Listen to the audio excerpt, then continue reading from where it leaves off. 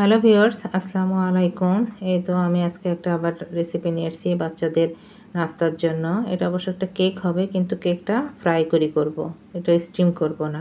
প্রথমে আমি দুটো ডিম নিছি, সেই ডিমের সঙ্গে আমি একটু লবণ দিছি আর চিনি দিছি। এখানে আমি 8 চামচ চিনি নিছি, 4 চামচ দিয়ে। এই চিনিটা আমি ভালো করে গুলে নিব, যাতে করে গুটি না থাকে। চিনিগুলো ভালোভাবে না গুললে যখন আমি এই কেক বানানোর জন্য ফ্রাই করতে যাব, তখন এগুলো পুড়ে যাবে, ভিতর থেকে কাঁচা থেকে যাবে, নষ্ট হয়ে যাবে, তখন আর ভালো লাগবে না খেতে। যার জন্য আমাকে ভালোভাবে চিনিটা ফেটে নিতে হবে, এমনভাবে ফেটে নিতে হবে যেন চিনিটা পুরোটা দানায় গলে যায় ভালোভাবে। ততক্ষণ পর্যন্ত আমাদেরকে ফেটাতে হবে। ফেটানো হয়ে গেলে আমি এটাতে 8 চামচ চিনি দেওয়ার কারণে এটাতে আমি 12 চামচ দিছি, ময়দা দিছি, যাতে করে একটু বেশি না দিলে অতিরিক্ত চিনি মিষ্টি মিষ্টি লাগবে, তখনও ভালো লাগে না। একটু হালকা মিষ্টি ভালো লাগে।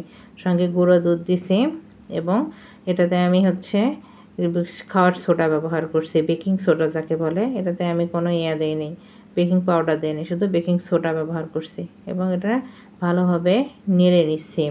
এমনভাবে নাড়বো যাতে কোনো গুটি না থাকে। এই তো আমি খাবার তেল ব্যবহার করছি, ঘি ব্যবহার করিনি, কারণ আমার মেয়ে ঘিটা খেতে চায় না, ওর পেটে নাকি সমস্যা করে। যার জন্য সে বাইরের কেকও খেতে চায় না, বাসাতেই কেক বানানো লাগে। এটা আমি ভালো করে গুলাই নেব এবং আমি এটা গুঁড়ো দুধটাই আমি লিকুইড করে নিছি, সেটা দিয়ে দিলাম। বাসায় আমার দুধ ছিল না লিকুইড, যার জন্য গুঁড়া দুধটাই আমি লিকুইড করে নিছি।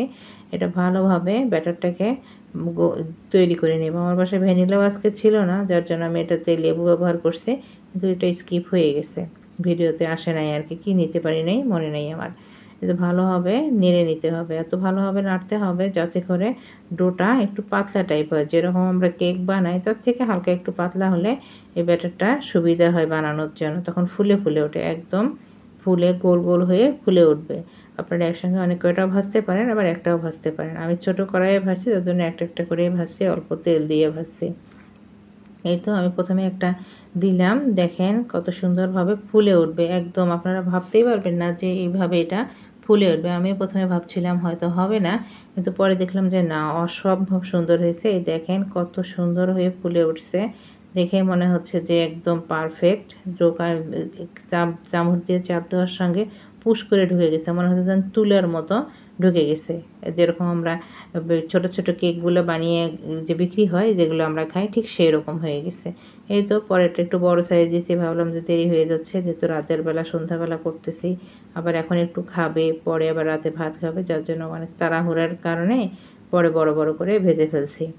এই তো এই কেকটাও দেখেন, এটাও একদম ভিতরটা এত সুন্দর নরম হয়েছিল, আমার মেয়ে তো খেয়ে বলছে মাম্মি অনেক ইয়ামি।